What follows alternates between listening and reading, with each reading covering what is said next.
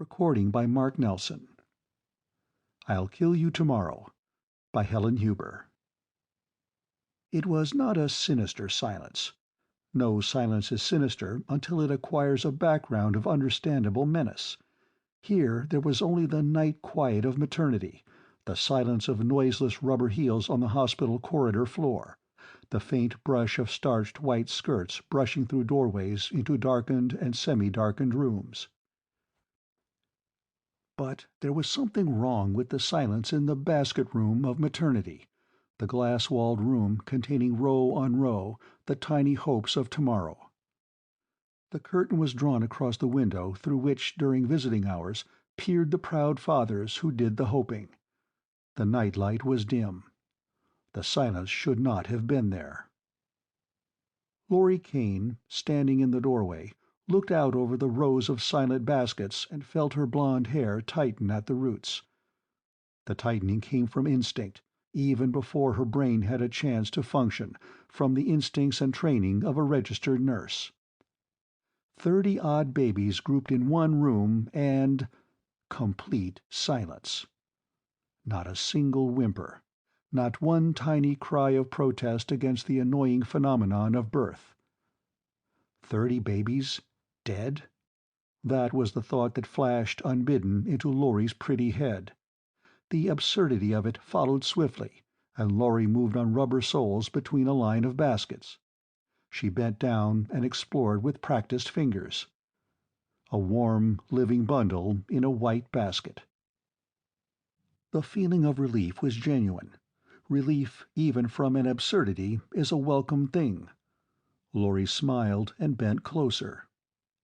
Staring up at Laurie from the basket were two clear blue eyes. Two eyes, steady and fixed in a round baby face. An immobile pink baby face, housing two blue eyes that stared up into Laurie's with a quiet concentration that was chilling.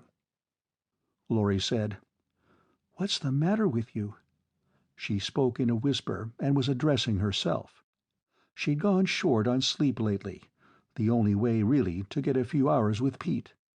Pete was an intern at General Hospital, and the kind of a homely grinning carrot top a girl like Laurie could put into dreams as the center of a satisfactory future.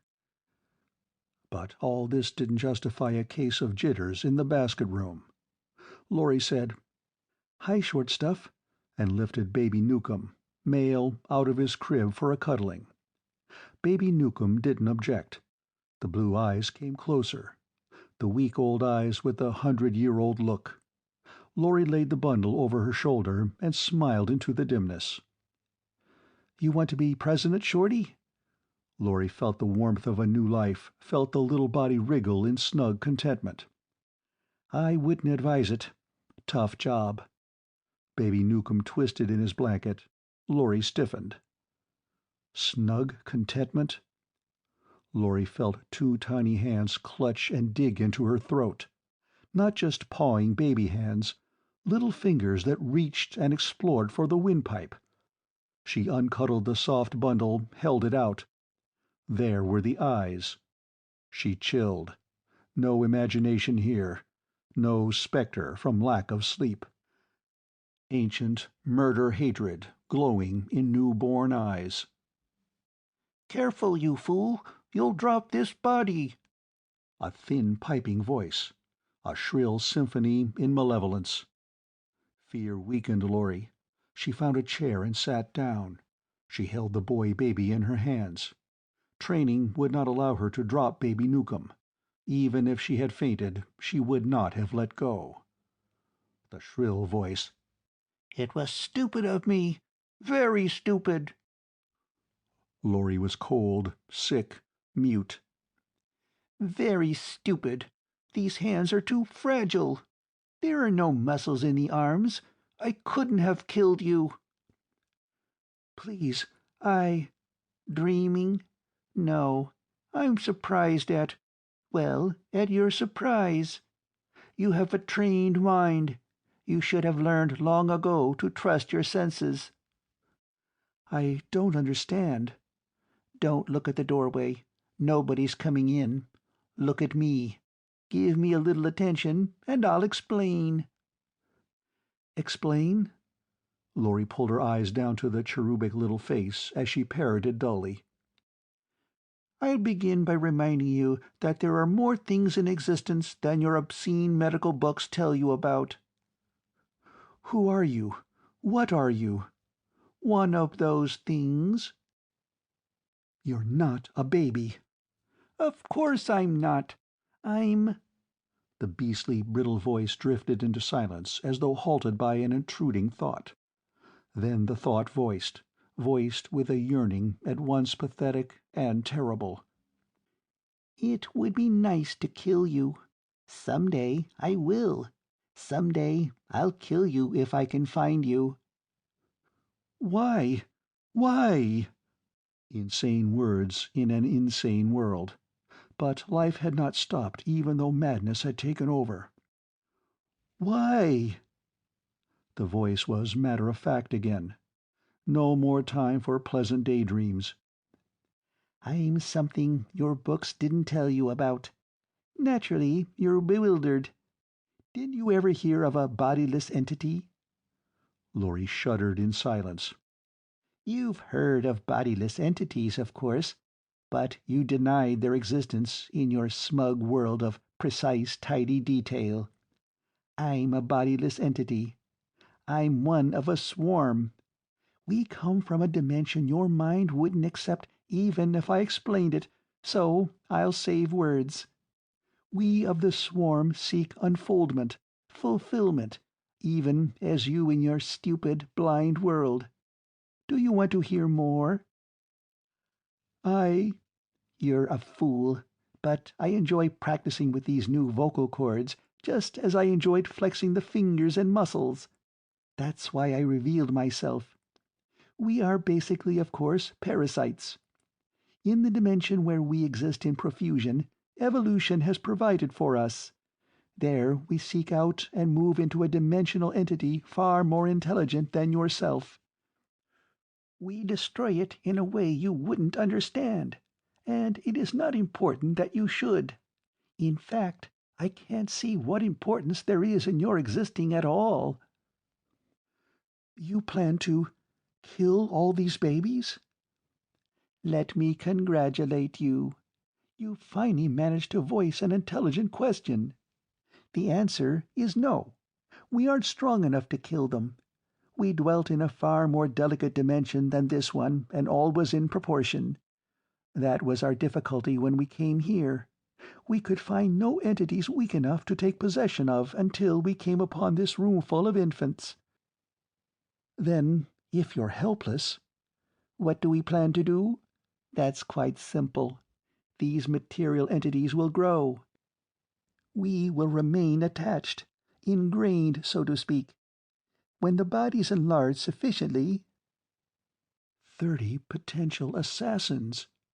Laurie spoke again to herself, then hurled the words back into her own mind as her sickness deepened. The shrill chirping. "What do you mean, potential? The word expresses a doubt. Here there is none." The entity's chuckle sounded like a baby, content over a full bottle. 30 certain assassins." "But why must you kill?" Laurie was sure the tiny shoulders shrugged. "Why? I don't know. I never thought to wonder. Why must you join with a man and propagate some day? Why do you feel sorry for what you term an unfortunate? Explain your instincts, and I'll explain mine." Laurie felt herself rising. Stiffly she put baby Newcomb back into his basket. As she did so, a ripple of shrill, jerky laughter crackled through the room. Laurie put her hands to her ears. "You know I can't say anything. You'd keep quiet. They'd call me mad." "Precisely." Malicious laughter, like driven sleet, cut into her ears as she fled from the room.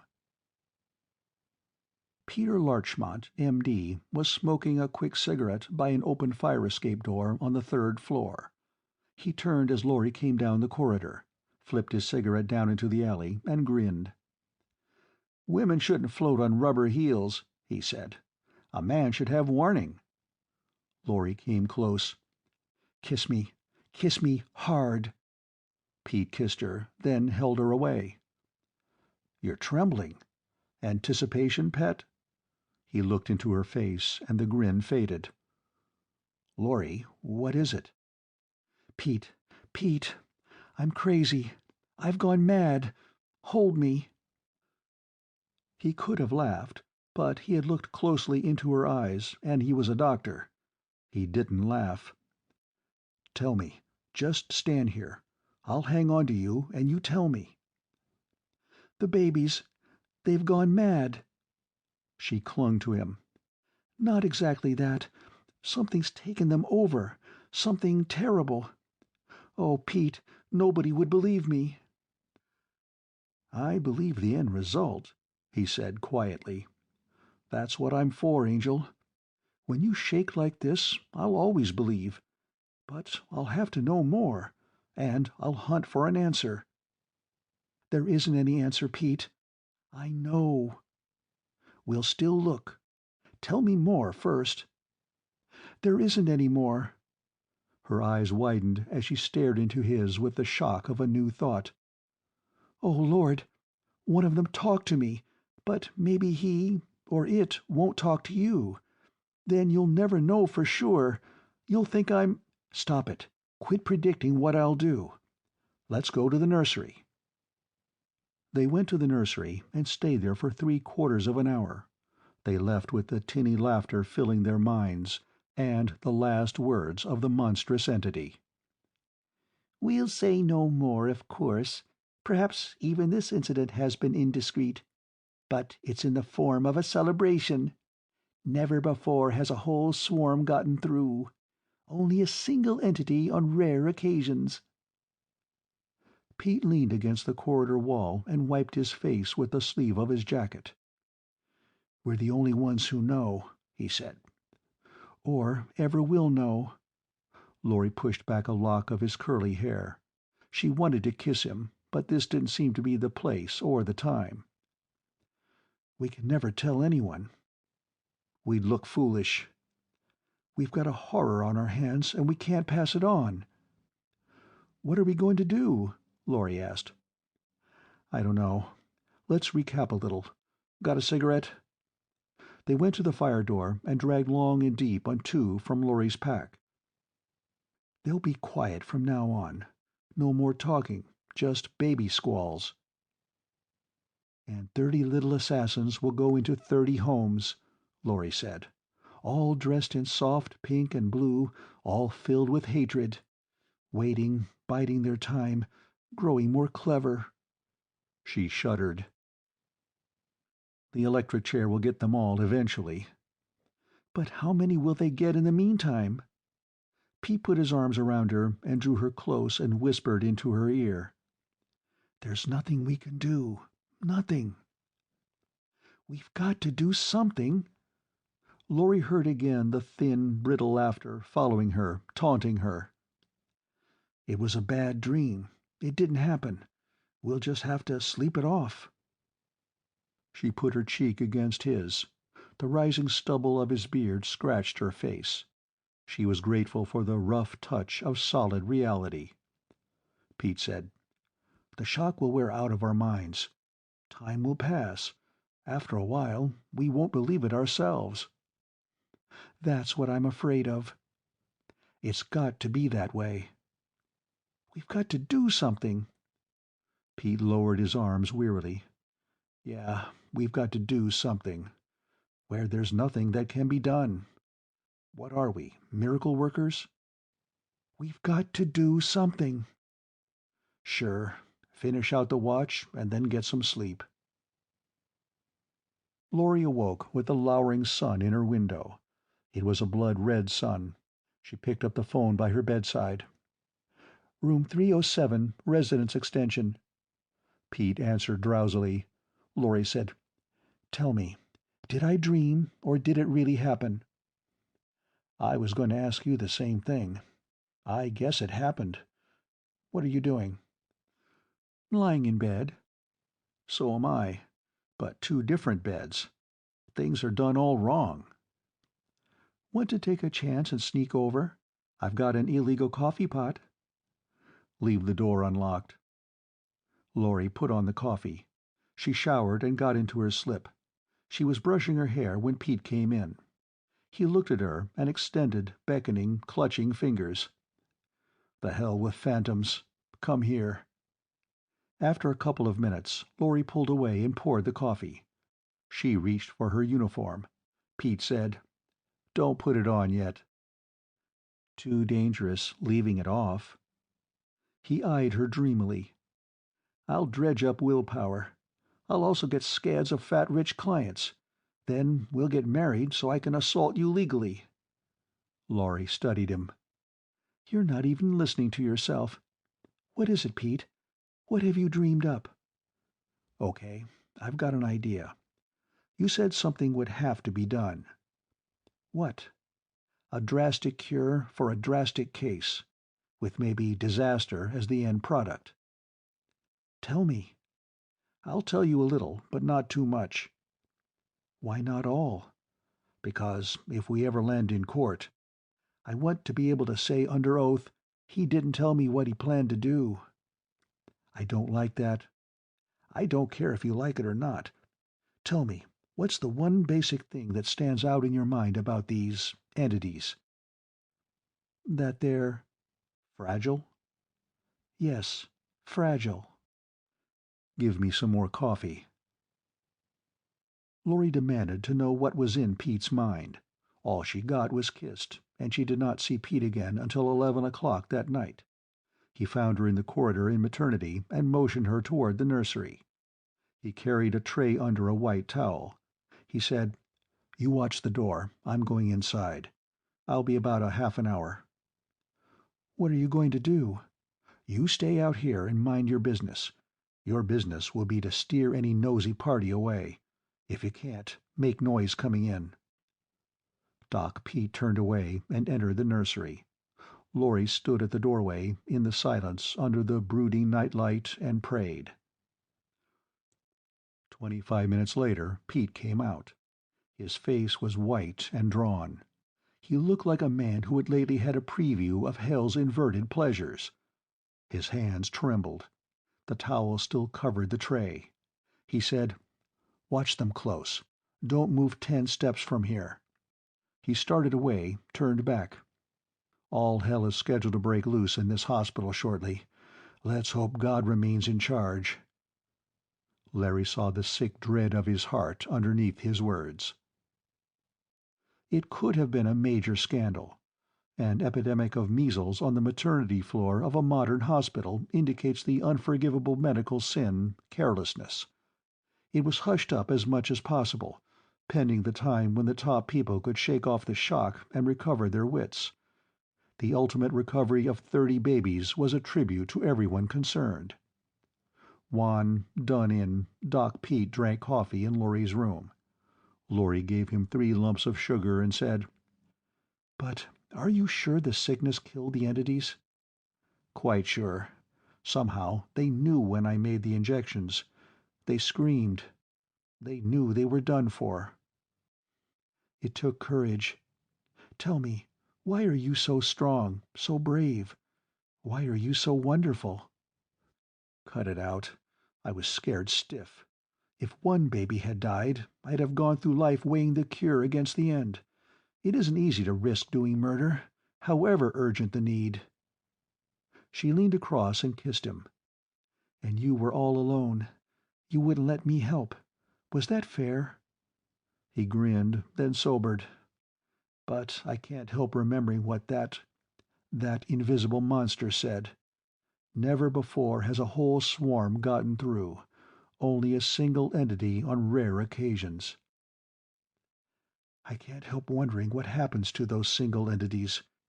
I think of the newspaper headlines I've seen. Child kills parents in sleep. Youth slays father. I'll probably always wonder, and I'll always remember." Laurie got up and crossed to him and put her arms around him. "Not always," she whispered. "There will be times when I'll make you forget. For a little while, anyhow." The end of I'll Kill You Tomorrow by Helen Huber.